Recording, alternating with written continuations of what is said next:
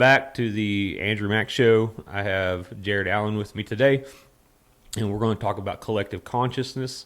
And Jarod, introduce yourself, man. My name is Jarod Allen. I first and foremost consider myself, when I think about, it's always hard to introduce yourself because you're thinking about all these different aspects that you're a part of in your life.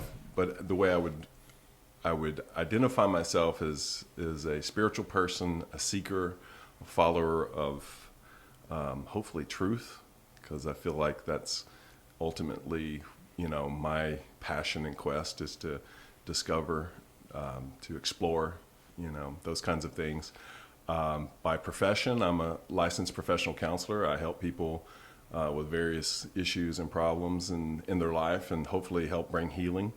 I've worked as a pastor, I still go and speak at different conferences and things of that nature in religious settings. But for the most part, recovering from fundamentalism. Yeah. Fundamentalism is on a range. People land Right. on extreme to various, and my particular flavor of spirituality and spiritual Christian tradition was very literal. Treating the scriptures as some form of rule book or formula to Right. everything in life. They'll tell you, what is that saying? The Bible is basic instructions before leaving earth or something like that, treating, the tradition as being very literal and those kinds of things. Yeah. And so I would say about, I don't know how many years, but in 2012, 2013, so about 8 years ago, going through deconstruction of my religious tradition and still recovering from all that, still reconstructing. You go through deconstruction, but if you stay there, you're pretty much stuck. Right. But once you start to go through reconstruction, you're coming to terms with the things that you've come to believe. Because so much of what we believe is handed to us by somebody else, the man in the pulpit, because when we start this thing, we just assume we don't know anything. So we trust whatever somebody's telling us. And a lot of things that have been handed to us are things that ultimately need to be let go because they don't work for us. Yeah, I think that's a good way to put it, is really becoming honest and going what works and what doesn't. Yeah. And, I think a lot of people have,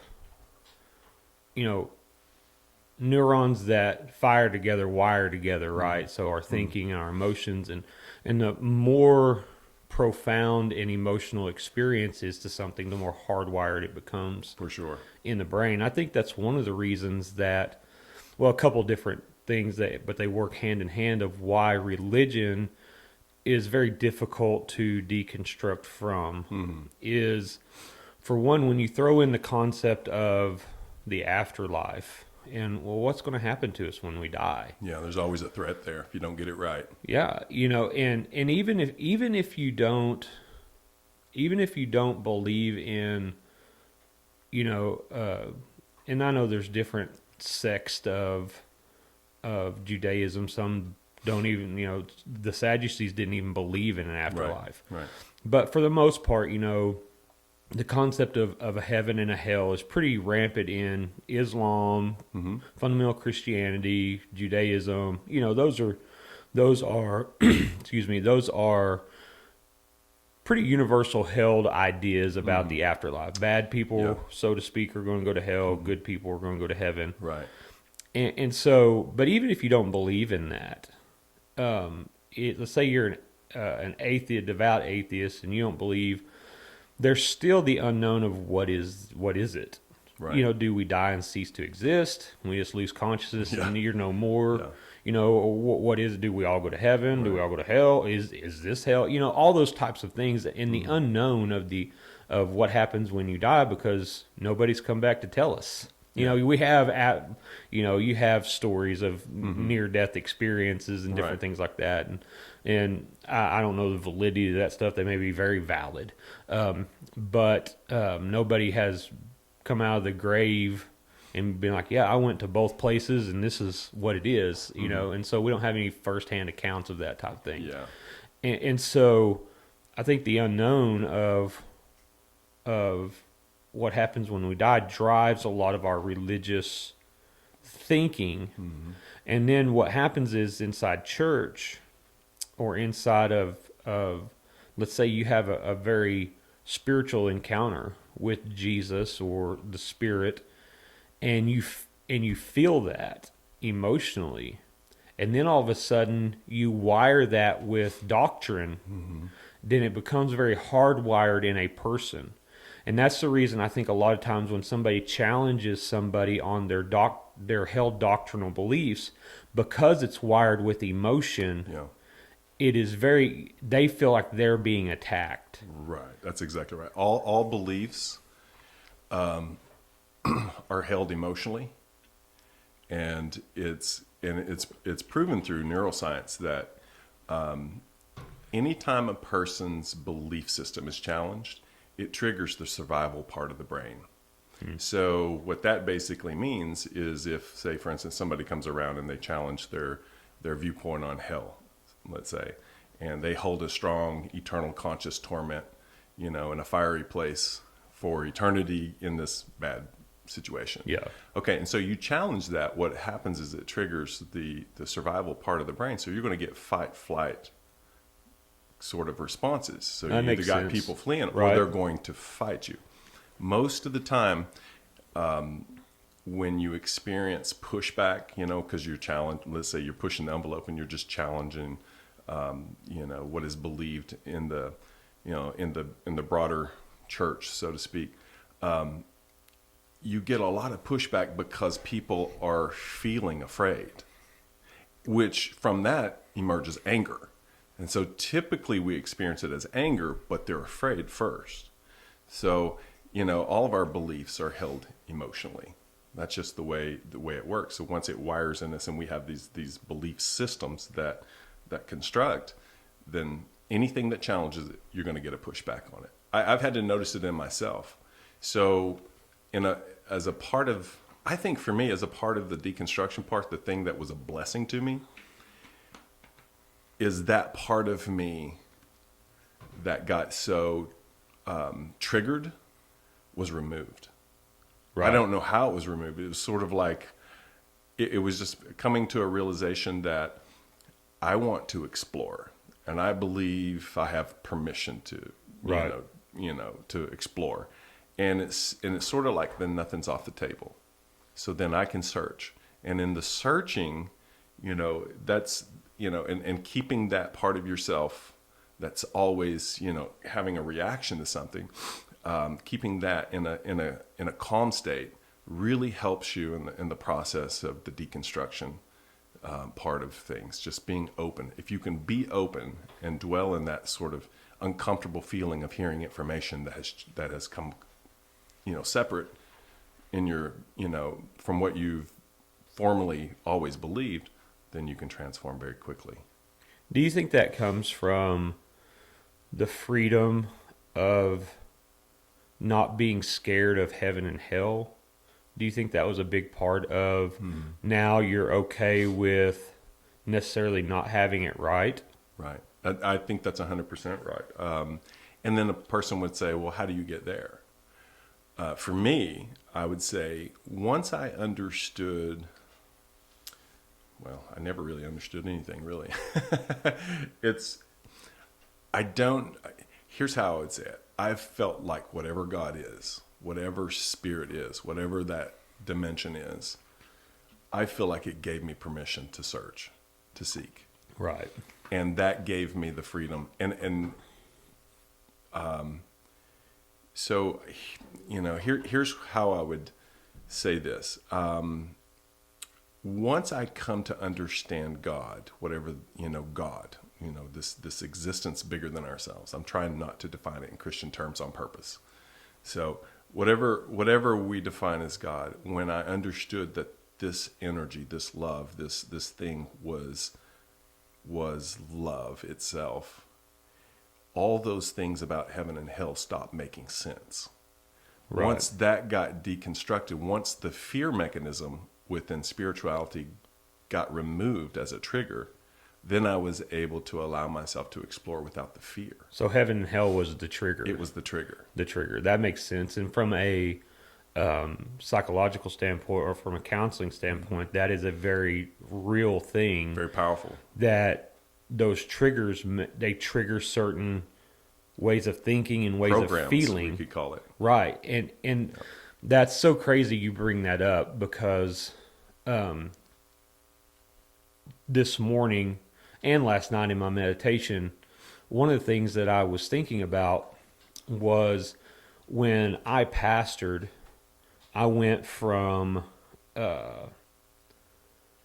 fundamentalist type doctrine into a grace, finished work Right. type concept. Which is way more free and open. It is. But I got a lot of pushback and I got a lot of criticism and a lot of attack and things like that. Mm-hmm. And what that can do though is shut you off from putting yourself back out there again. And it's that once bitten, twice shy thing. But something I come to realize just recently was that it wasn't my love, because what happened is then we start holding our love back from people because you don't want to put your heart back out there you don't again. Want to be hurt. Yeah. And so for the last 3 or 4 years in my mind, it has always been, well, it was because I loved people, and that is why I got hurt. And then the Spirit told me something last night. He said, no. He said, your love for people is what actually gave you purpose. It was the doctrine. It was the doctrine. It was the letter that was actually killing you. Yeah. And so I really felt like the Spirit separated that for me in my mind and my heart last night and this morning about how that it's not our love for people that gets us hurt. It's when we think, because what I got sucked into through that whole dynamic, and this kind of falls into our conversation about collective consciousness, because probably one of the best ways to talk about collective consciousness is in religion. Right. Because it's so profound. It has such a huge... You can feel its presence. You can. Yeah. And you know that when you are not jiving there and when you're not in that flow. And I know that for me, I went about it in a way where I was still part of the collective. I was just streaming a different theology, a different doctrine. I was thinking that it was my doctrine that was going to fix these people. Right. But there's still the same level of consciousness. Kind of like the Einstein quote, at least it's attributed to him.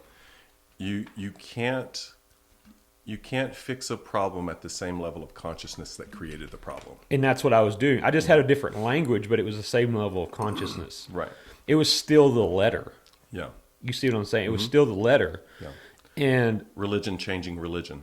Yeah, and it doesn't work. Yeah. And that's what I learned about the grace stuff and all this stuff. And that's where I'm at with doctrinal stuff, is because really, now I'm not saying one's not freer than the other, so to speak, but when you get into it, none of it will truly set you free in a emotional state. It just gives you a little bit more framework mentally, I think, to work. Like when you start understanding God's good and all that stuff. But at the end of the day, it still seems like, how can I say this? Paul talked about in, I think it's 2 Corinthians 3, that might not be right, but he talks about how that the commandments written on stone, ministry of death. So he calls them ministry of death. Right. And what I have come to conclusion about is that when our thoughts and ideals all revolve around dying and what happens after we die, then I think anything before that becomes a ministry of death. Right. Because it's not about kingdom here. It's not about living. It's about, well, what happens to me? And the whole conversation, and if you think about it, the whole conversation always revolves around, well, are you Calvinist? Are you Arminian? Or are you Universalist? Right. And I'm like, why? We're having a wrong conversation. Mm-hmm. Because as long as we're still consumed with who's going to heaven, if everybody's going to heaven, or who's going to hell, only if we're still playing the game, it's still a ministry of death. Yeah. And I believe we're moving into an age where the Spirit's like, this is not about this. I need some people on the earth that are going to live as God on this earth. Mm-hmm. But the collective, there's people emerging out of that. And they're emerging out of that in all different streams of ideas. I mean, you see people. I think it's actually easier for people outside the stream of fundamental Christianity to get it. Yeah. And because they don't have the triggers, they don't have the hardwired programs going on. The programs that resist that, the programs that would tell you that you're somehow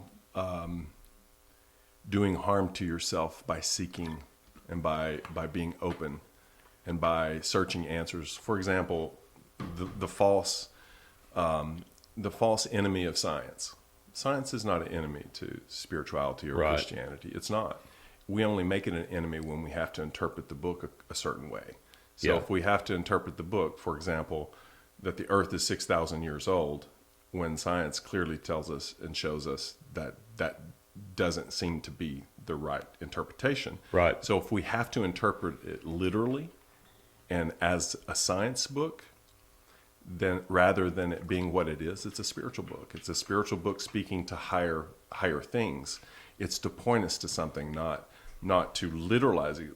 You know, literal interpretation is the lowest level of interpretation we can take on. Right.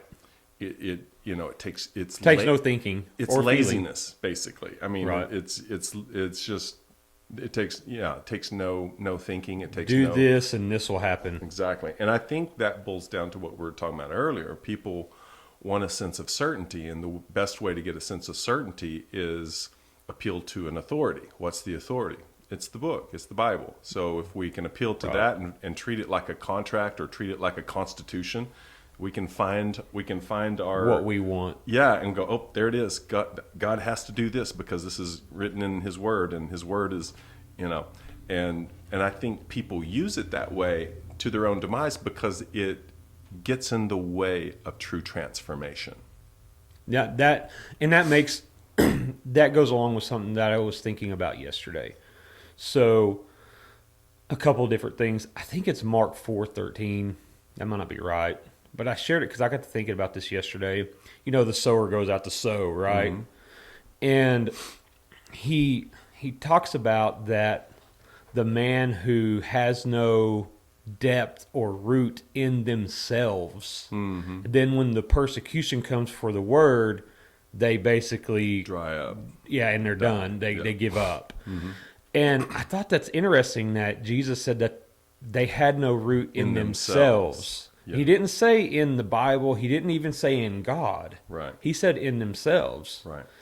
And so that goes along with the meditation deal, where meditation means to come familiar with. Right. See, it's coming familiar with yourself. Right. And you become very aware mm-hmm. of yourself apart from that collective. Right. Apart from this collective consciousness where people are dictating how you think and feel. Mm-hmm. And you start realizing that, and there's another deal I was talking to my wife about, it's easier for a camel to go through an eye of a needle than a rich man to enter heaven. Mm-hmm. And, and for years, that I've interpreted that as, if you have a bunch of stuff, you're probably going to go to hell, type thing. Yeah. But at the end of the day, what if this is part of that, looking at the scripture, looking at the book, looking at spirituality from a different perspective, mm-hmm. and seeing that this is about our internal stuff that's going on, the stuff inside of us. That's good. So what if, because I have so much stuff, I'll never go inside because I don't have to. Right. Because I told Amber, I was like, you know, if I've got enough money to fix something, then I'll just go fix it. But what if I don't have money? What do people do when somebody gets sick and they don't have the money to fix it? What do they start doing? They start praying. Yeah. Because it's out of my control. Right. There's nothing. And when we're in control, we have no reason to go internal. Right. And that doesn't mean rich people don't go internal. There's a lot of people who do. Right. But I think they become aware that they need to. Yeah. But if our awareness is strictly on external things, Right. and things around us, and we feel like we are in control, we feel like we feel like we've got the tiger by the tail, so to speak, and we're driving this ship. Right.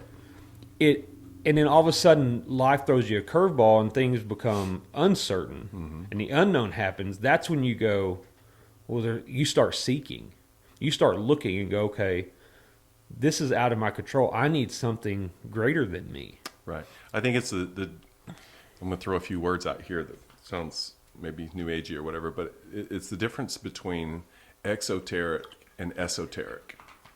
And they're just Greek words. One means to look to the external, and religion for the most part is exoteric. It's external. It's and what the mystics of old and those who have had profound encounters, they're esoteric, which literally means to go within. Right. That's all that means. We hear esoteric, like, we want to go there, but it literally means someone who has learned to go within themselves and begin to explore and search. And I think, the mystics of old and those who've had profound encounters are the ones who had a propensity and an ability to develop the ability to go within themselves and search and explore and get to know themselves, because ultimately that's where the true transformation is. That's where our true self is, versus the false selves that we've lived out of through religion or whatever. Of course, I'm using religion as in negative connotations. Right. The Latin word is to bind one back to. Bind it, Or bind to. And either way, it's a bondage. You're binding something. Right. And so so what you said, and okay, I'm going to throw this out here and tell me what you think. When I look at like the creation story, like the garden story, I don't read it literally.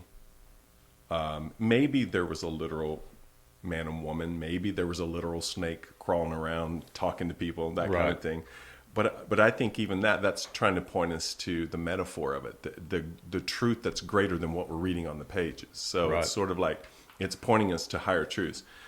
So when I think of the garden story, and in the garden there's two trees. There's the tree of the knowledge of good and evil. There's the tree of life. There's man and woman, and there's a snake. That makes no sense. Makes no sense. But I mean, this is the way it goes. And there's the voice of God. This is the story. Yeah. And then there's the voice of God that somehow walks in the cool of the day. Right. Anyways. Right. So here we are. Now, here's how I interpret the story for myself that makes sense to me. And it doesn't mean it's right. It just means how it makes sense in the way that I've come to see things. It's a metaphor speaking to all the components that are within a human. Right. We have all those components. Yes, going on. We have the source of the knowledge of the tree of good and evil that we can live from. We have the source of the tree of life we can live from. We have male and female energies within ourselves. We have the serpent in us, and I think it's interesting. I'm sorry to cut you off. I think it's interesting they call it the reptilian brain. Exactly. And there's a serpent. So what does the reptilian brain do? It's all about self-preservation, survival. And in the story, that reptilian brain, that part of us, I know people may struggle with it, like, oh, I don't have a snake within me. It's a metaphor to the thing that's hissing the accusation, hissing the fear, the inciting the need to self-preserve, to protect ourselves, the inciting the need to to actualize ourselves outside of or from the wrong source, maybe even is a way of thinking of it. Could it even be too? One of my takeaways from that story, because I've always thought that if you could understand Genesis 1, 2, and 3, the rest of the Bible actually. Honestly, if you can understand Genesis 1, 2, 3, I don't even know if you need the rest of it, because I think that tells the story of man. Yes, and the story of what's going on internally in us.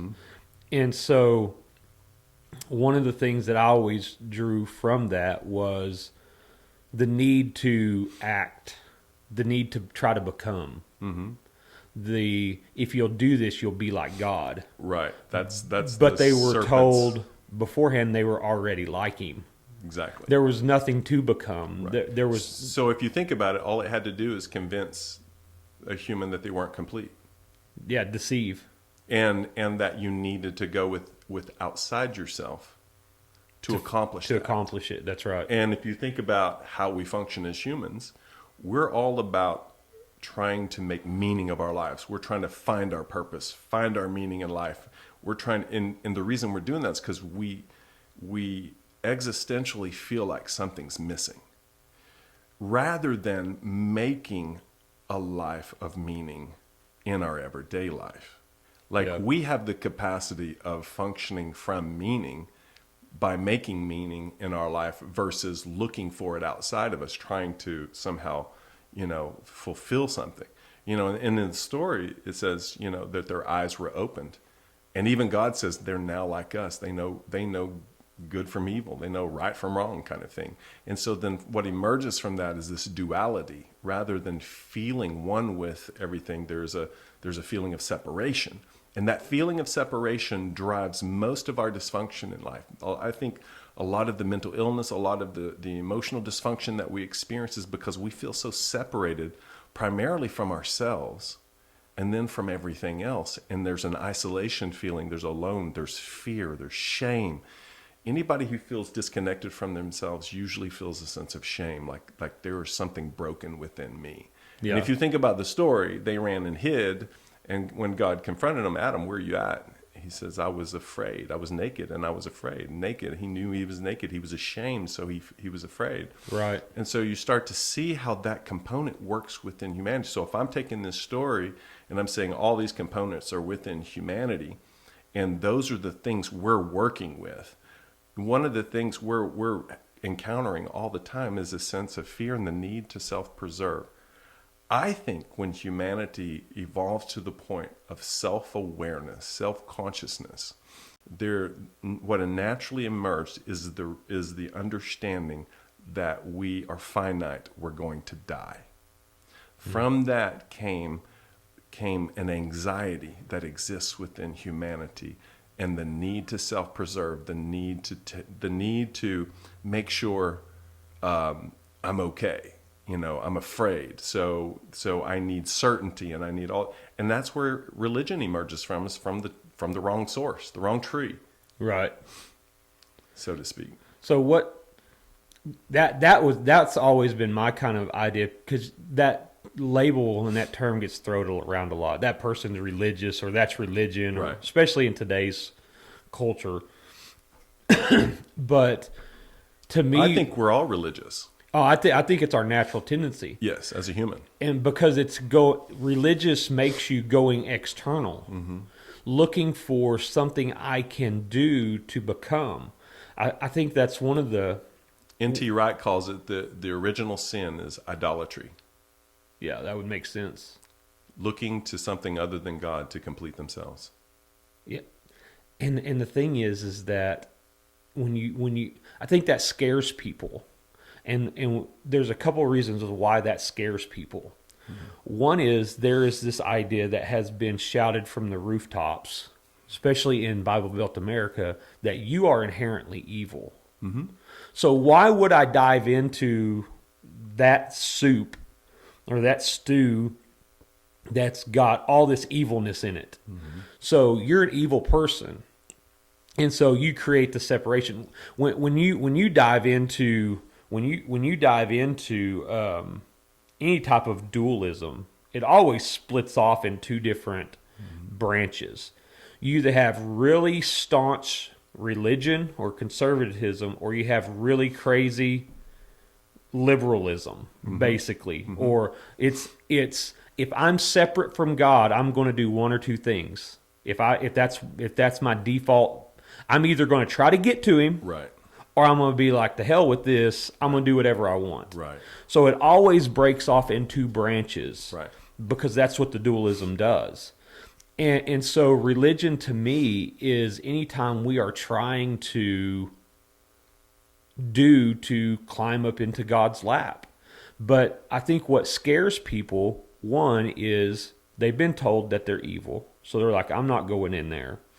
Two is when for me, and I may be wrong, and you give me your opinion on this, Okay. but when you and when we start down this path of, okay, God's not up in the sky somewhere, which I know he's omnipresent. The Spirit's omnipresent. Yeah, I get what you're The saying. quantum field, however you want to call Zeus, that. the sky god, is what you're referring to. Right. Okay, God's not, I call him the sky god. Okay. Even the message of Jesus, and we've talked about this before, and maybe we can have a different conversation on this one day, but to me, there's a difference between Jesus and the Christ.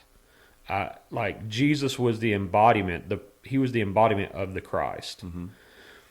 But where I'm at with this is there's no separation between who he was and who you are, or anybody else. The Christ is in you. Right. I think Jesus was the best at manifesting that and being able to embody that.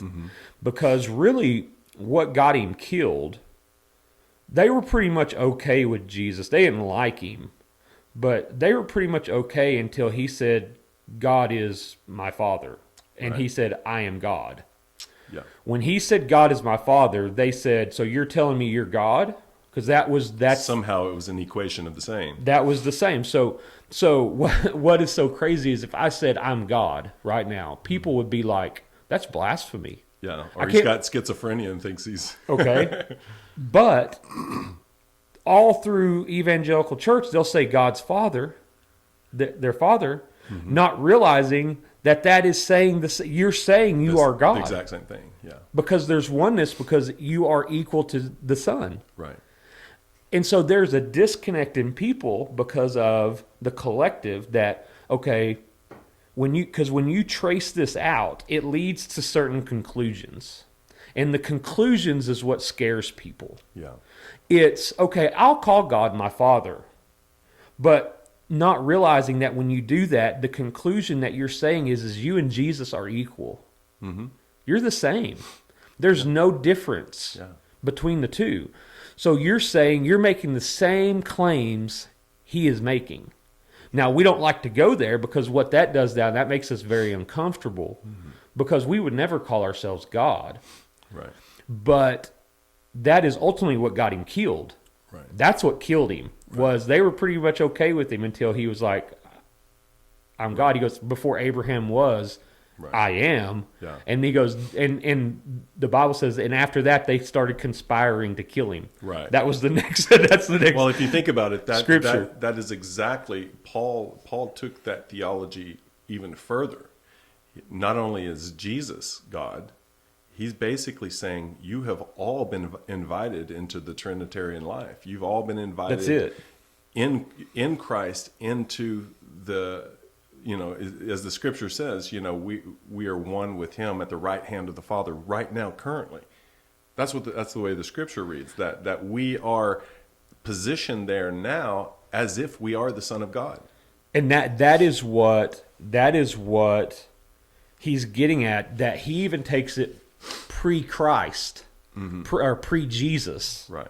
And goes, he says that before the foundations of the world, he said that this is the mystery that's been hidden from past generations. Right. Meaning that it was there, just they couldn't see it. Right. But now has been being revealed. And that's something too that I think is interesting. You can give me your take on this. the church, you know, people think, well, the church is the folks that's going to church, right? That's the church. And, you know, and people go, no, the church is the believers. And I, you know, and people kind of understand that necessarily going to church doesn't make you part of the church, you know, in Christianity, in Western Christianity. But what if, and I don't have a Bible here, but it's in Ephesians, where if it's a mystery, it's been hidden from past generations, that's always been true, all right? It's kind of like how God chose Abraham, and then out of Abraham birthed the nation of Israel, and then through Israel, he brought through Jesus, and he chose somebody to work through, right? Right. Yeah. He chose somebody, and had a plan. What if the church, all right, has nothing to do with the Bible, has nothing to do with Jesus, nothing to do with heaven or anything like that? What if the church is the people that have seen the oneness, and that, because he says it's a mystery, it's been hidden. So evidently, according to Paul, God hid it where you couldn't see it. Right. He was like, no, you can't see that yet. So at some point in time, he's got to start picking some people to show it to. And when he shows it to those people live it. And as those people live it, more people see it. Right. And it's not about accepting Jesus. It's about the people who are seeing the mystery. And that's that whole Ephesians 5. People use it to preach marriage all the time. Right. But Paul, at the end of it, he goes, I'm not talking about marriage. He goes, I'm talking about a mystery, about the two becoming one. Right. And that's that male and female inside of us. And I think there's a massive shift happening right now away from the collective of religion, away from the collective of politics, away from the collective of what is known and what we have known for the last 500 years. And if you go back through history, you could see where humanity makes shifts, and where we evolve and we move. I mean, we had the Dark Ages. We had all of that stuff, and so we moved out of it. But I think there's people that's moving because of the age of information. See, that was me growing up when I started realizing some of the stuff that I was starting to believe about God. When I first started seeing that and believing that, I was like, I didn't know if I could believe it because I'd never heard anybody else say it. Right. But that was one of the things about the internet and information. Yep. And I found out, there's a lot of people. And then you start finding out through information now, in the sharing of information, it's not being withheld, it's not being suppressed. Now all of a sudden you can get, and you find all these communities, find all these people who see things the way you see them. And you go, wow, there's people that's believed like this for 1,000 years. Right. And so that's been my thought about the church, is what if these are people God is, and I'm not saying God plays favorites or anything like that, but what if God's like, I've got to show somebody this, and this person's ready. Here, you want to see it? Yeah. You can see it, and then all of a sudden your eyes are open, and you're like, wow, this is true about everybody. Yeah. And so the church is the ones who see it. It's not the people who believe it, it's the ones who see it. Right. That's good. That's good. I think that's when Paul prayed. He said, I pray that the eyes of your understanding would be open so that you can know the mystery.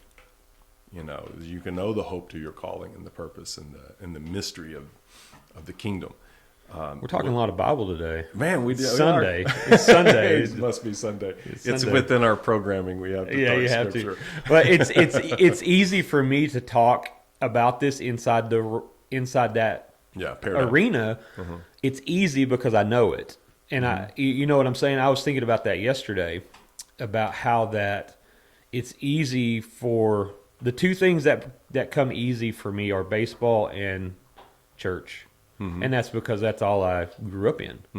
So I can watch baseball and go, that guy needs to do this right here. Or you can ask my daughter, I can be like, that guy's fixing to throw him a back foot slider, and he'll throw a back foot slider. It just comes natural. Right. And the Bible and Jesus and the church, that's just another one of those things. Right. And I don't hold to the same concepts of all that anymore. And I think the big shift that's trying to take place right now is people are capable, because you take Jesus, right? He held to the customs of, the times, and the religious customs of the time. Yeah. But he was doing this apart from it. You know what I'm saying? He was healing people apart from it. He was doing things that just really made them mad. Challenged it. John the Baptist was too. They were doing this stuff apart from it. Right. Meaning that I can be divine apart from the system. And Right. and that is what I see going on right now, is that there's this massive shift happening to where, and I think the people holding the reins inside religious constructs are getting upset about it. But people are realizing that they can be divine apart from the system. And I think one of the main draws of the system, though, is that it gives you a community. And we need that. We do, because we're not talking about rugged individuality here and do your thing and flip off the man. That's not what this is about. Yeah. Because we need community. We need each other. For sure. We're actually created. Yeah, wired for relationship. That's the mammalian brain. We was talking about the reptilian brain earlier. We have a mammalian brain that wants to cuddle and hug and shake hands. That's with the pandemic. That was one of the reasons suicide rates went up so high, was because the isolation. The isolation. We're not geared that way. Yeah. And so, but that goes to the collective consciousness of, it's hard when you start acting apart from the collective because you no longer feel welcome. Right.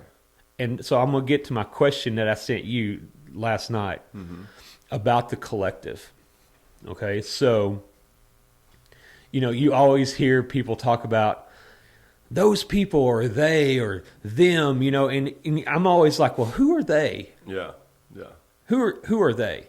So I was talking with my daughter last night, and this is what made me think about this. So she was pitching last night in Sherman, and when we was coming home, we was talking about anxiety and pressure. She goes, I was nervous. She said, I felt pressure. And my wife said, well, who put pressure on you? And she was like, I don't know. And then it dawned on me. I was like, nobody's putting pressure on her. Everybody was putting pressure on her. See, the collective is what was putting pressure on you. And see, you're feeling that. Yeah. You get in a tense game, fans are screaming, it's competitive, and so you're creating an atmosphere. You're creating an energy that now it creates stress. It creates anxiety. And that's the collective. And so my thought was maybe in our own mind and heart, we create the collective. Maybe they don't really exist at all, but we perceive it as that. We create the they and the them. And then when you go, well, who are they? And you're like, I don't know. It's just them. Them, yeah. Well, who's them? Yeah. Yeah, that's a very good point. And so I wanted to ask you about that. Yeah, I think that's an awesome point, because either way, it's always felt subjectively. And when we say that, that's also our freedom. So maybe it would help if we defined what the collective consciousness is, so people who are listening have some idea as the distinction we're making. So through our conversations and it's through my own personal life experiences, it's always felt like there's this thing I'm living under. And so it's a thing that controls us. It pushes our buttons. It's like it's always watching us. It's like there's this invisible influence that's shaping who we are. And so here's kind of how I come to terms with it myself. Just as we have a physical brain that we can observe and study and know all the parts and how they control our behaviors in our body and different things like that, from the physical that can be observed emerges something that cannot be observed physically, meaning we can't get our hands on it, we can't hook up an instrument to it, but we know it's a real phenomenon, which is called mind. Mind right. is not something that you can, like the brain, you can take out and you can look at all the parts and you can study, you can slice it and dice it and whatever you want to do. The mind is not that way, but yet in our experience, We know it's there, though. we know it's there because it's a part of our personalities. It's a part of, it's a part of who we are in terms of what makes us different, our idiosyncrasies, and It's a big word. yeah, it is. Yeah. And so, it's all these various components that make us uniquely who we are. Because if you look at our brains, if you was to pull mine and your brain out, besides being really small, Mine would be smaller. Mine would be smaller than yours. You're the big brain at the table. no. If I'm the big brain, we're in trouble. But I mean, if you analyze them, they'd be almost identical. Right. Like you wouldn't be able to tell anything. But when we interact and you come to know each one of you, we're entirely different people on some level because the mind is different. So here's where I'm going at with the collective mind. I believe that when people start to collect socially, that there's a phenomenon that emerges from that, which is a collective mind, where whatever the mind is, there is something that starts to very complexly, but yet very real, start to take on a life of its own. And I think most of us, all of us, have lived under this collective mind in various locations, our families and different Right. things. This collective, almost like a system in place that works and functions. And we have not known how to live out from under it because that's all our experience has been. Like from Yeah. the age of 0 to 7, we're in the theta state of the brain, which is a hypnotic state. And as a child, we're just receiving information that goes unchallenged or there's no critical thinking involved. It's just you're receiving. And from that point on, 95% of the rest of our life is lived from a program, an unconscious program, because it was put in there. Right. And so and that goes into a different conversation. Well, how do you change the program? And we can talk about some of that stuff, the unconscious and all that thing. But we're living out of that program. And for the next portion of our life, the collective mind is continually updating and shaping our individual minds. Right. So it's sort of like the collective mind holds all of the culture and society's beliefs, attitudes, expectations, the rules, the social rules, what is acceptable, what is unacceptable, the morality.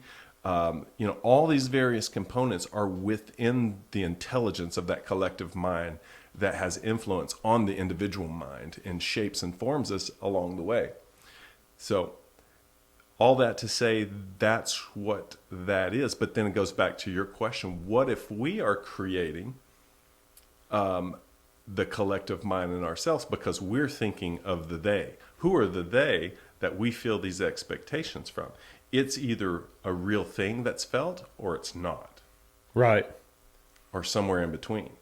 I think maybe it is like we was talking about the other day, it's almost a combination of both, where it's there, but do we have to go along with it? I think that's where, you told me that you was a huge Motley Crue fan. I think that's where the stick it to the man comes from. That rocker like mentality, anti-politics. Don't want to be controlled by things. But I think that's still doing it under the same level of consciousness. It is. It's still the same thing. It's still the same soup. Yep. I think we all kind of have our own stew, our life is made up of a stew. Like, you have this trauma or this experience and this and this and this, and you have a soup, of stuff. But if you're going about it the same way, you're still swimming in the same soup. Yeah. And there's got to be a way to get out of that into a different bowl, so to speak. I've thought about this too. Tell me what you think of this. Okay, we all know the Bethel Church and all this stuff, and you Right. know, and at least the stories you hear, I have no way of verifying them, but at least the stories you hear, that there's tons of healing, physical healings that Right. come into play. I wonder if it's this. When I, of course, we're thinking differently than we're thinking outside the Bible to some extent and trying to merge these ideas, and maybe we sound nutty, but here goes. What if in that environment, much like the ball game, there's an expectation? Yes. What if I would agree. What if I know in where that you're going. environment there is a mind created because it's a small, Yes.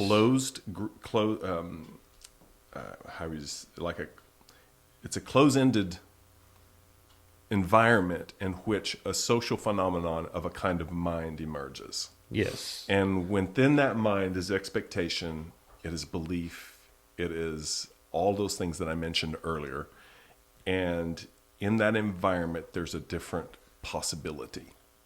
Yes, that's what Dispenza. That's why he does his week-long retreats. Mm-hmm. He says when you get people to be able to retreat from their life, this would be like the meditation, and The environment where the programmings are all unconscious. Yeah, we're stepping this up a little bit in this conversation, where. So, I used to have an issue with church camp, but now looking back, You realize what they were doing.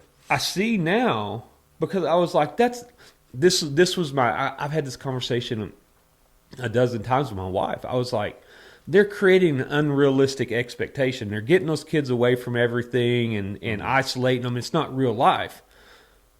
But actually, it serves a huge purpose, because when you're in meditation and you really get in that sweet spot and you really are in tune, you realize you're going in there as pure consciousness. You're not taking anything in there. I don't go in there as a father. I don't go in there as a husband. I don't go in there as a male. There, it's I love it. It's really that scripture where there is no male, female, Jew, Gentile. It's a state of consciousness. It's a state of consciousness. See, that's what Paul was getting at. And I love when he talks about it. He goes, I went to the third heavens, but I can't tell you, can't take it. Where was he going to the third heavens? That inside and himself. inside himself. He didn't physically. He wasn't going up there. The spirit wasn't leaving his body. He was per going se. He here. was going within. Yeah. And so it's hard for a rich man to enter heaven. See what I'm saying? Yep. And so you go in with nothing. So you can enter heaven if you go in with nothing. Right. See, the rich man can't enter heaven because he's got a lot of stuff. And he's his not talking about attachment to the money. stuff. Yeah. It's the attachment to ego and identities. Yes. And this is what I am. And this is when you can let go of that and you can go inside. But see, that is really scary, because it's like, well, then what am I? What am I? But when you get in there, you feel pure love. Yeah. That's what you Yeah. feel. You Yeah. feel ecstasy. You feel, it feels right. Right. It feels right. And then when you come back, it's being able to try to maintain that. Right. So I'm thinking about that story you're telling about the rich man, right? Right. What precluded Jesus to saying that was the little rich guy that came up to him and says, "What must I do to inherit eternal life?" He says, "What does the scripture say?" He says, "Well, to keep the commandments." Right. And Jesus says, "Well, go do that." He goes, I have. And he says, to validate himself further. Right. He says, I've done all this. And Jesus says, well, you lack one thing then.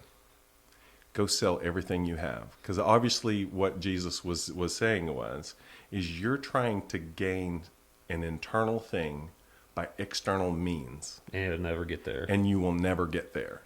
Yeah. It's the even if he'd have sold his stuff, he still wouldn't have got there. Exoteric versus esoteric. No, he was really tapping the real issue. Yeah. It's your attachment to the physical. Your attachment to the external, the thing that you think, which creating a false identity, the thing that you think validates you. Because if you think about it in those days, they looked at riches as God's blessing. So it was almost like God's validation upon them as being more righteous or better than others because of the wealth they had. And Jesus was kind of turning that on its head And he going, no, it's the exact opposite. You're so attached to your things, you can't go within yourself and find your true self. Yeah. So it's like he's challenging that whole system, Yeah. the collective mind of the day, that very thing. And that's why it's easier for a camel to go through the eye of a needle than a rich man to go through, into the kingdom of heaven. Right. Meaning, you have to let go of those. You have to become nobody. No thing. No thing. You take nothing in there. Yeah. And with that is Kingdom of heaven and kingdom of God to me in Scripture is language I think Jesus used in his day to refer to consciousness in some way. that I would agree. And I think what ends up happening, that's the reason, go back to the Bethel thing you were talking about, all right, about creating a collective where the 2 or 3 are gathered, there I am. Right. All right. This may be hard for people to accept, but what if God manifests? And I'm not saying we can twist God and change him into, change the spirit into whatever it's not. Yeah. But if we are creators,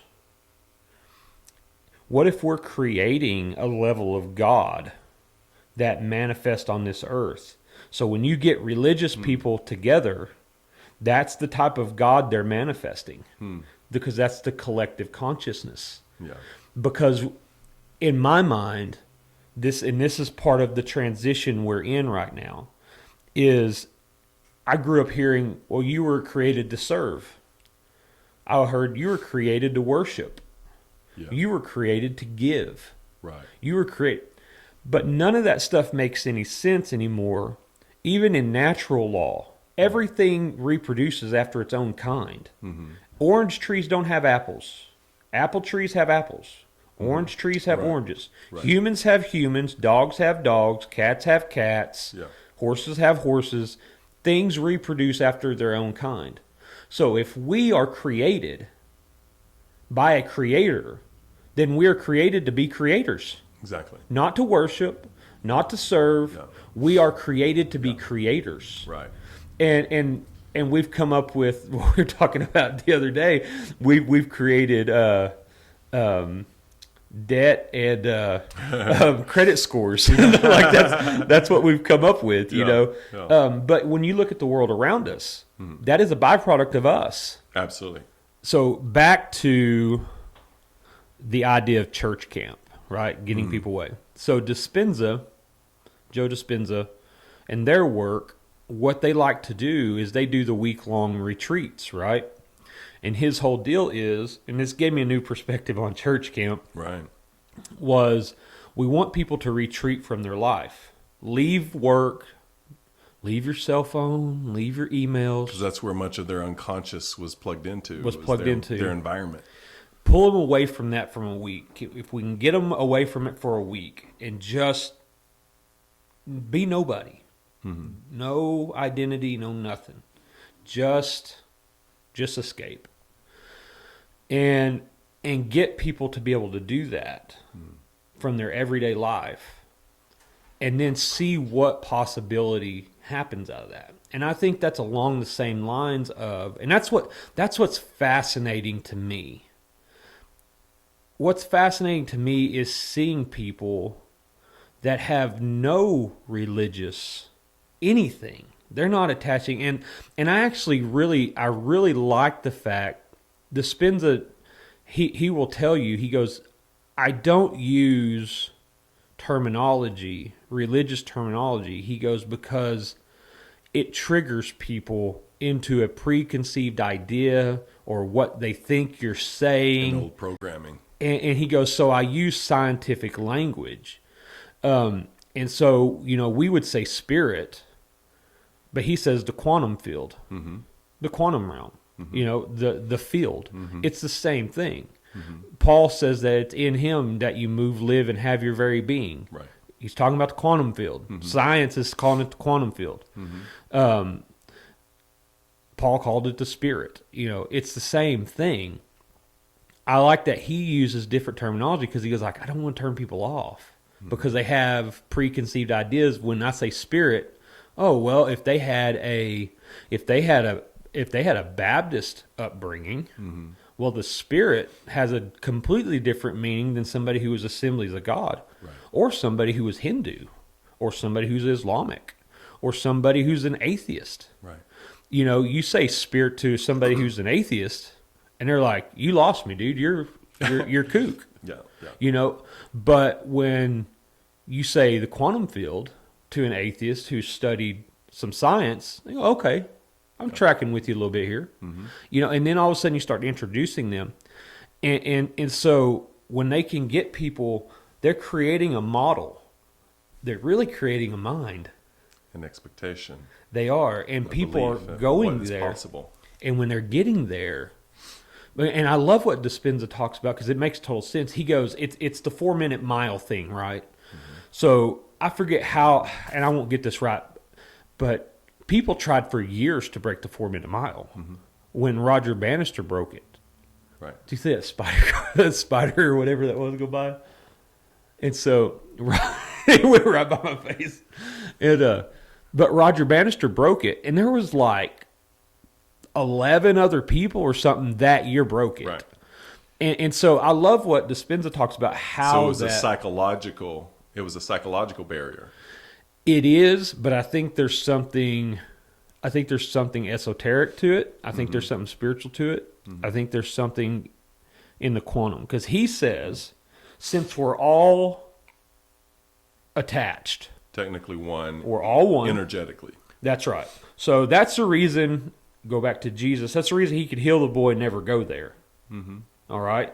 Because there was no distance. There's And we no- always used to say that in the church. There's no time and space or distance in spirit.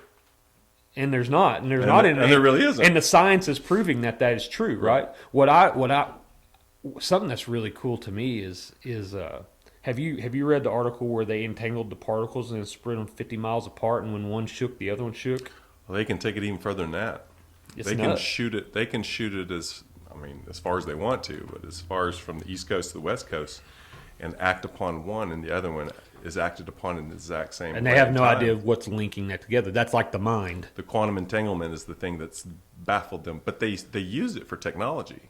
They will intentionally entangle quantum particles, and on purpose to use technology that way. That's how we get cell phones. That's how we get all these Like MRI computers machines and stuff. the MRI machines. All that they're using.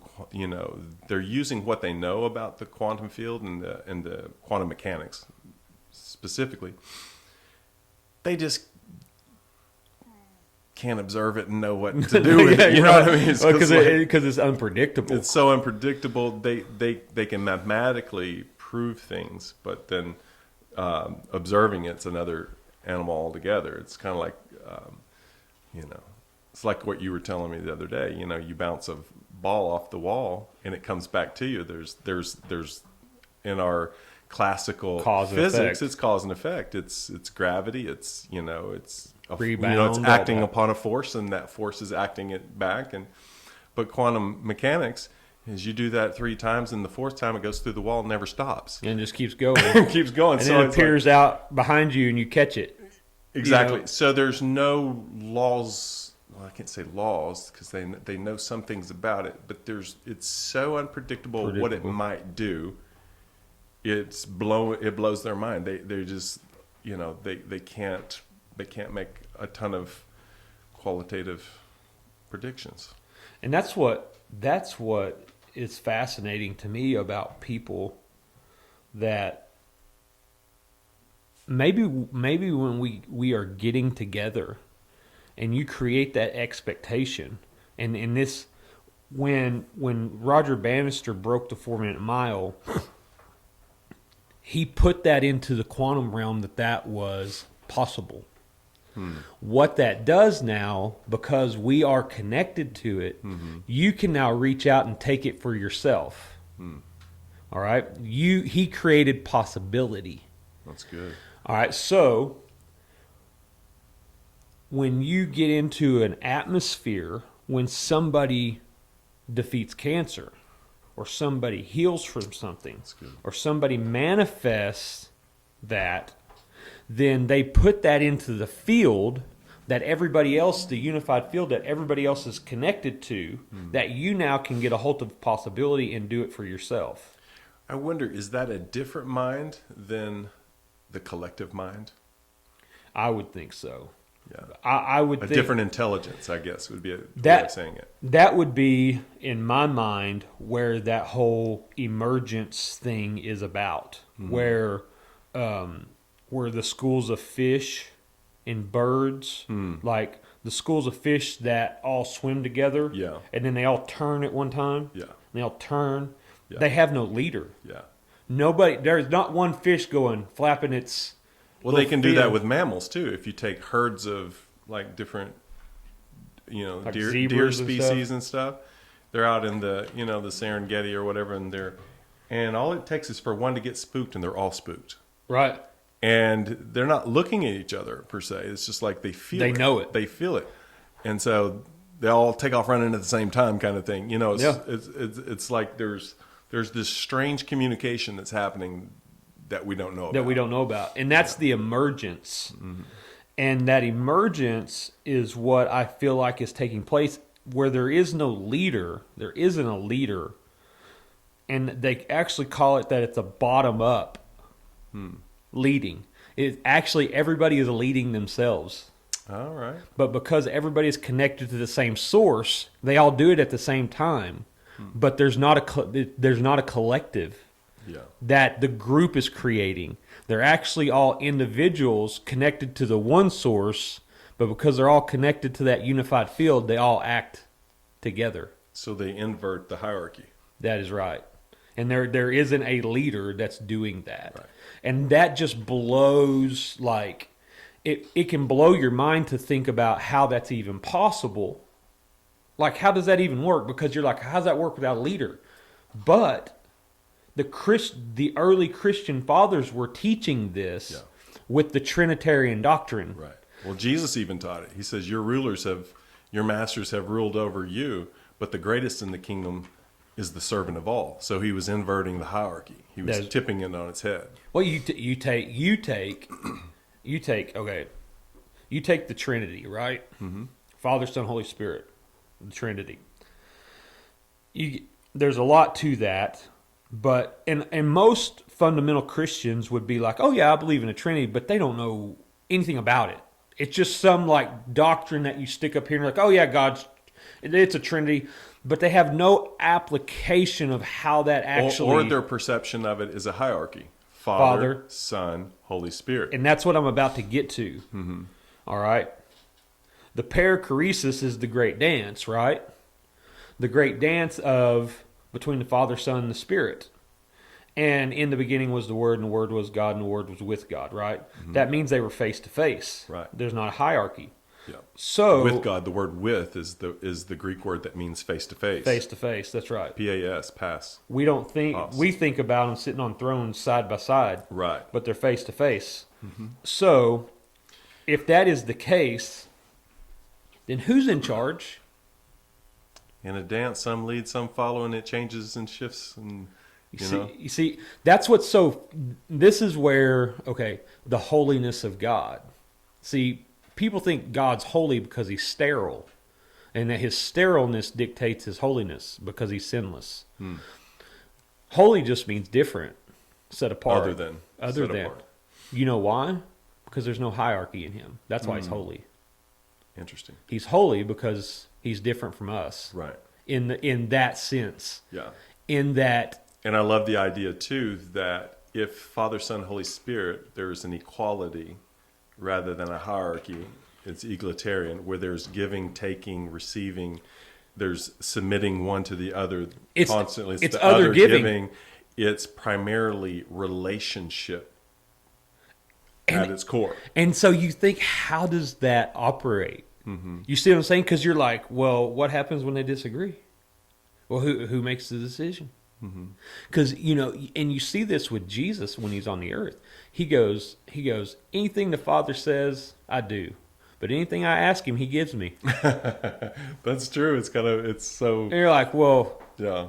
Well, who's leading this charge? Yeah. And there is a dynamic of the early church that they saw this. And I love the fact that people like Dispenza outside the church are now quantifying it, testing it, seeing it, and bringing a new language to it. Right. And realizing you do not have to have the Jesus tag attached to it, because you can be divine apart from the doctrine, apart from the Bible. You are divine because it's your birthright, because you are in the image of the divine. Right. This supreme intelligence that has created us, this spirit that we all move, live, and have our being in, that is our divine right. Yeah. And this idea of understanding that if we go inside ourselves, there is immense power and no lack. And people are realizing that is their answer. Right. Because everything is getting shaken to the point, the medical model, the political model, the educational model. That's what I heard Gary Vaynerchuk. I don't know if you ever listen to him. He's an entrepreneur guy. A lot of people don't listen to him because he drops the F-bomb about every other word. But Yeah, I've never heard of him. He has a lot of good stuff on business and entrepreneurship. He did a podcast here the other day with a guy, and he was like, I hated school. I wasn't a good student, and the dude's a billionaire. Mm-hmm. And he was like, people think that you got to make good grades in school and go to college, and that's how you're going to be successful. And he goes, that model is falling apart. Yeah, well, that model's been challenged many times over the years, actually. And he said, we have 3,000 and something colleges in America. And the guy that was there, he goes, and we need about 100 colleges in America. And that's Vaynerchuk. He was like, that's what he goes, that's a model. I'm going to sit back, and he goes, it's falling apart. And he goes, I'm watching it, and I'm like, it needs to go. Mm-hmm. He goes, there's going to be some due to marketing like Yale and Harvard that's going to stick around. Sure. He goes, the rest of them are going. Mm-hmm. He goes, you gave $76,000 for a piece of paper that you don't even use. Yeah. Do you know only like 10% of people use their college degree? Is that right? Yeah. Wow. And he was like, you gave $76,000, you're paying debt. And he goes, you can listen to my podcast and get more than what you got on how to make money than what you're getting paying $76,000 That's for. crazy. Wow. And all these models are collapsing around us.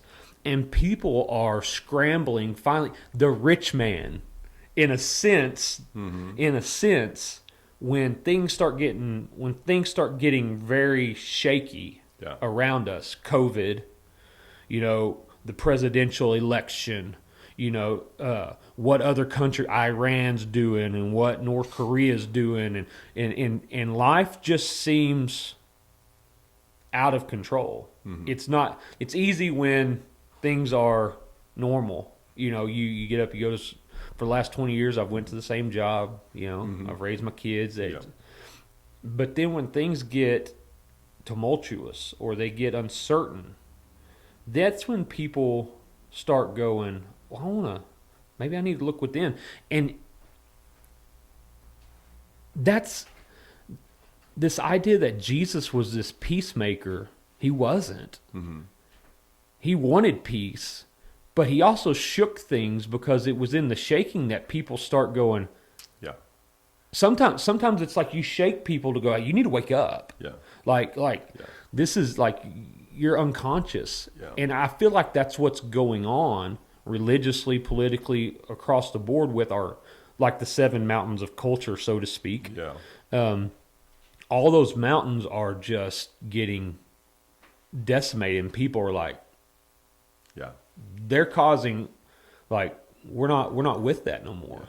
Yeah. Yeah. And what that's doing to people is going, okay, there's got to be a different way. Well, it's creating a lot of fear and uncertainty, and it's creating a lot of tension, because these systems that are in place, they usually don't go with ease. There's usually a fight back and a push back, and to preserve itself. And, the nature of institutions is to preserve itself.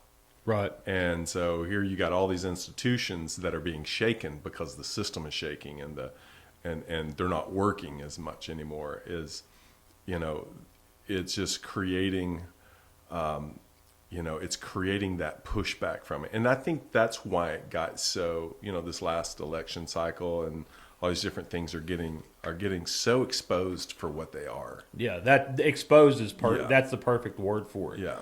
They're getting exposed. I did a CrossFit workout on Tuesday, and it had a bunch of chest exercise, and I couldn't finish it. And I told the guy, I was like, I got exposed. and he was like, yeah, that's your weakness. And I was like, yeah, I got exposed because I couldn't get through that thing. Yeah. But in that being exposed is, I go, Transformation happens. that's you can't until it's uncovered. You can't deal with it. Exactly. And that's all this stuff's being uncovered, and people.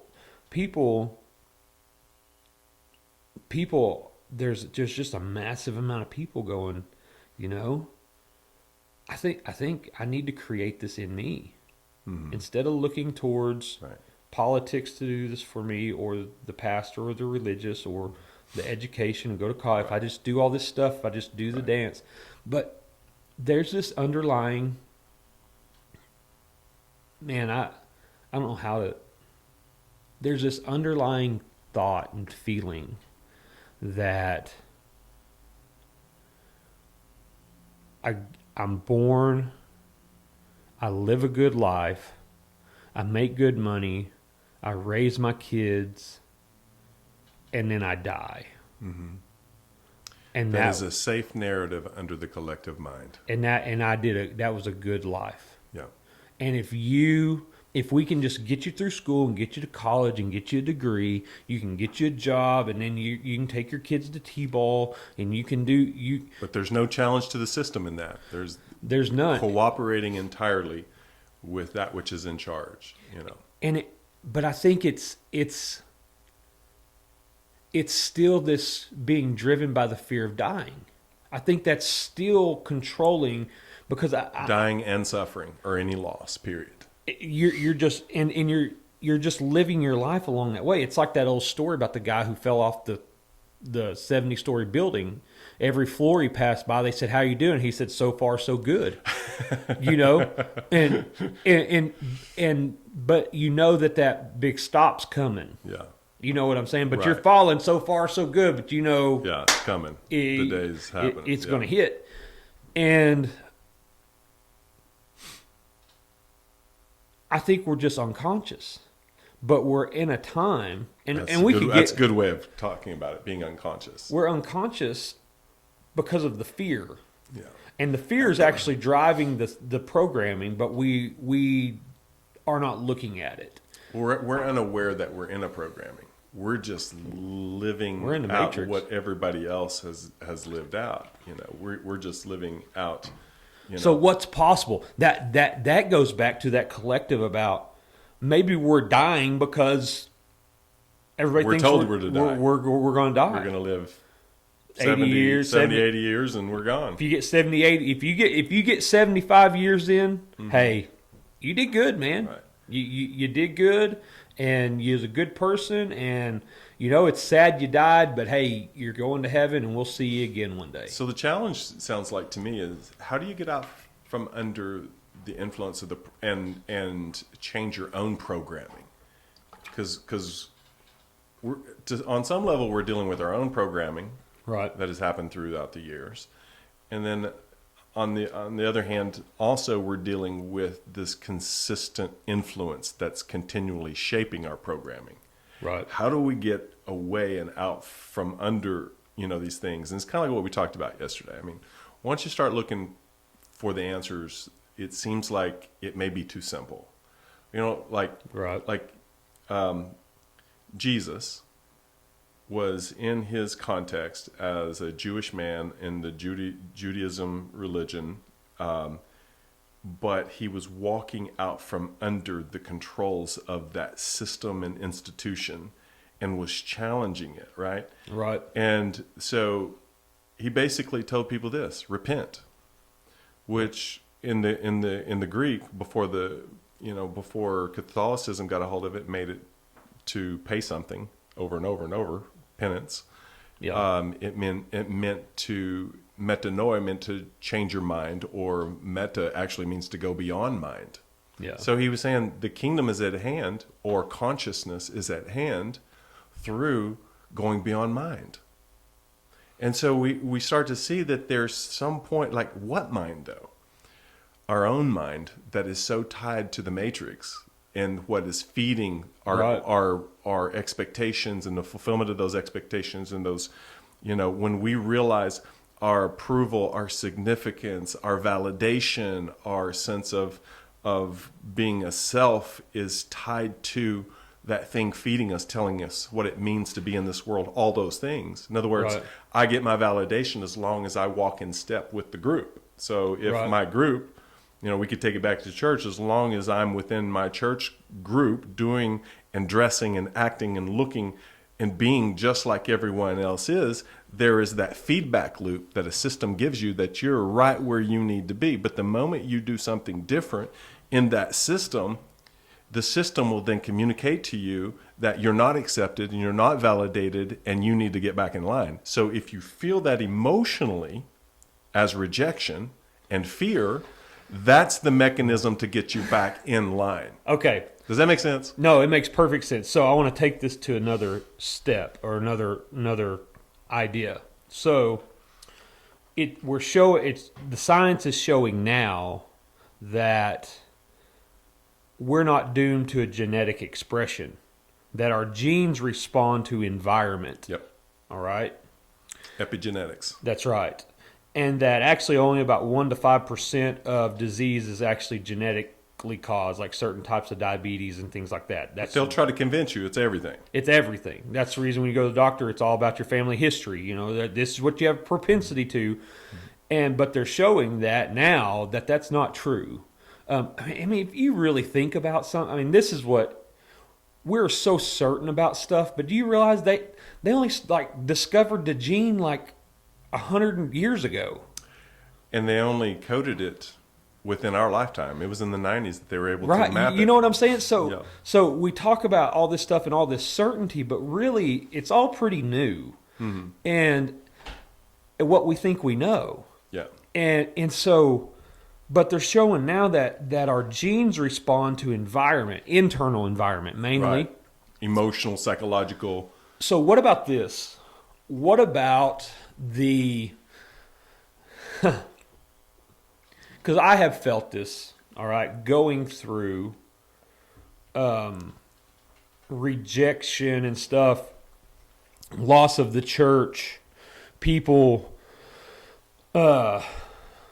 talking bad about me, people, calling me a heretic, false teacher, all this stuff, right? Splitting the church, all this kind of just crazy stuff. All right. What if do you think when you try to start,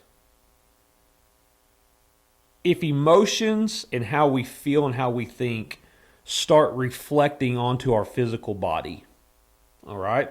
So you get stressed, you can get sick. People go through trauma stuff sometimes, manifest crazy disease after the fact. Oh, yeah. Because they down-regulated their genetic expression. What about this?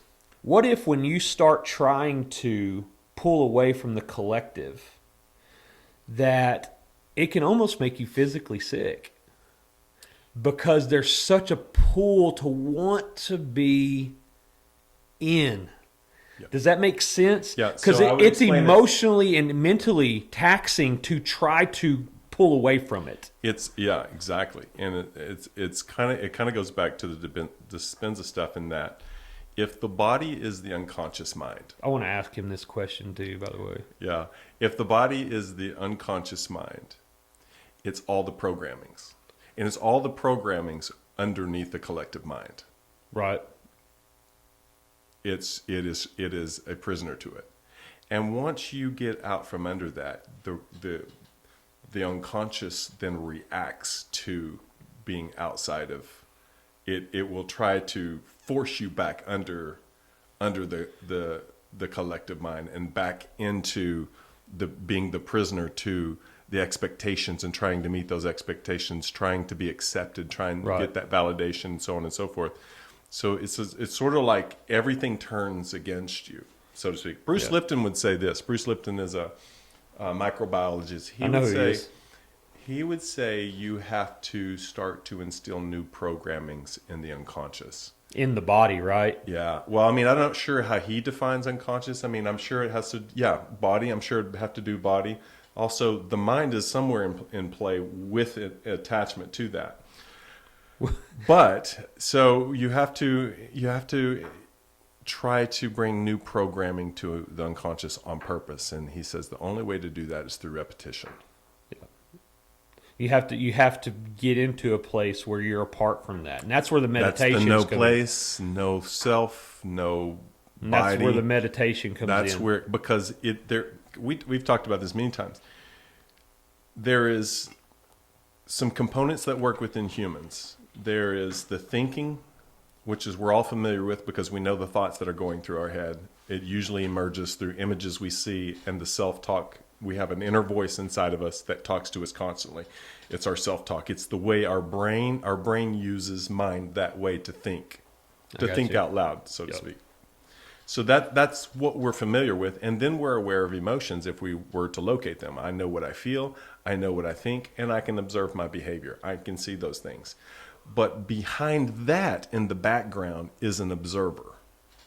I got you. Behind that in the background, there is a portion of us that is not those things and who can identify those things are happening to me apart from it.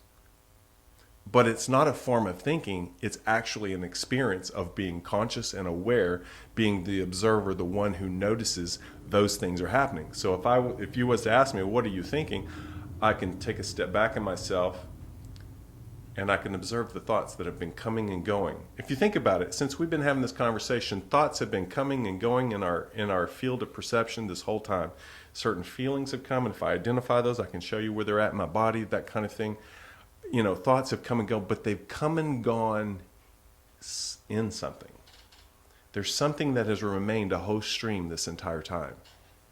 The thoughts have come and gone in it, but the whole stream that you and I have been experiencing is consciousness itself. And there's an observer within me that can notice that. That's the no body, the no self, the no person. That's where that's the real you, right? That's the real us. And when you go into meditation, that's really what you're connecting to, is not to thinking. You think, well, if I'm observing, am I thinking? Right. No, observing is an experience. Yeah, and that's what's manifesting in the meditation. Yes. And the more we can manifest that, the more it can restart reprogramming our physical body. Absolutely. And how we think. It starts to unravel wiring very quickly. Mm-hmm. And see, that was my thought about that. Sometimes I wonder if it's not physically and mentally better for us just to go along with the collective. Yeah. You know what I mean? Like, well, some have decided to do that. Well, I mean, think about The Matrix for a second. The Matrix is a movie about humans who are plugged into a machine and they think they're living their life, but their whole perceptions and everything, their reality is being downloaded through their mind, so to speak. Well, you know, we know Neo got unplugged and he's trying to discover who he is and all that. But then there's one guy in here who knows he's been a part of the Matrix, knows he's been unplugged, but wants to go back. His name is Cypher. Yeah. And I believe it's his name. And he goes to the program within the program, the agents. I don't even end up on it. And he goes to the agents and he says to the agents, I want to be plugged back into the Matrix. I don't like it outside the Matrix. I'm not comfortable outside the Matrix. At least when I was in the Matrix, I was happy. And he says, can you do that? It's like, give me the codes to Zion, and I can do that. He said, I don't have that. I can give you the guy who does, though. And so that's the Morpheus scene and all that stuff. But the point being is exactly what you're saying. There is a part of us sometimes that would rather betray our progress. See, be comfortable. That's what I'm talking about the subconscious. Plug us back into the Matrix. I don't care. Okay, so the body. This is maybe out there, but what if the body because it's the animal, can almost rebel against us because I'm not going there. Yeah. I would rather die Well, think about what cancer is. than do that. It's cells. It's your body attacking It's itself. your cells going, I'm rebellious. I'm doing my own thing. Right. I mean, think about the number of autoimmune disorders we have these days. I don't know if we've always had these or if this is a phenomenon or what, but it's basically your body attacking you. Why? Right. What has given you the signal that somehow we're enemies? Yeah. No, and I know that's so crazy because I've often wondered that. It's almost like it's that male and female energies in us too, where, inside of a marriage, when divorce happens, there's a schism that takes place that causes dysfunction. Yeah. And sometimes because all this stuff's going on inside of us, we're completely unaware of it, but this stuff is going on inside of us. We are complex beings. Yeah. More complex than what religion would even try to tell us. Yes, I would agree They like with to that. just keep it as what? Flesh and spirit, and Right. try to even keep it between two trees kind of thing. But in a sense, that's a duality of it. We create dualities trying to be spiritual. Yeah. Anyways, that's neither here nor there. I think it's a whole nother podcast probably. But that is I've thought about that quite often, and how that you see people who really venture out, and sometimes their life takes a turn for the worst. Mm-hmm. And you go, dang, sometimes they get taken out by the collective. Sometimes, sometimes they crucified Jesus. Right. They burned Joan of Arc at the stake. You see It people, turns on all the people who go too far. Yeah, and it's almost like sometimes our body is so connected to that collective, it'll even turn on us. Yeah. And so but there's got to be a way, though. That's where I think we're at. I say all that. I think where we're at, though, is we're at a place where there's emerging a new mind where you're not walking this alone no more. Yes. Where The collective mind is shifting. is shifting to life. Yes. See, that's the shifting is shifting from death to life, where you see people getting healed. You see people going, no, this is about now. Yeah. Maybe Paul's renewing of the mind is more than just a physical, like our individual mind. Yeah. But also a greater mind. Yes. Transformation is through the greater mind. I would agree to that, man. The true vine, the true consciousness, the true Yeah. But if you think about it, it's either it's shaping us this way, or within us it's shaping us. Right. But we can control the one that's shaping from within us by consciousness, by engaging in pure consciousness. Right. Otherwise, we're just subject to the external shaping through the collective mind. No, that makes sense. So we're still in control. One is by not choosing, and the other one is by I'm doing something different. Yeah, and that's where we are created to be creators. Yeah. We can create the reality we want. Right. And that is I am finding extremely difficult, but extremely rewarding at the same time. Yeah. Because it's difficult to do that, because it takes time and it takes your attention. Because where your attention goes, your energy goes. Right. So you have to get your energy off the external and you have to put on the internal. Yeah. And the more you do that, the more you can be filled, the more you can experience life. You can experience the quantum field in that realm, and you can tap into all possibility because everything's out there. Yeah.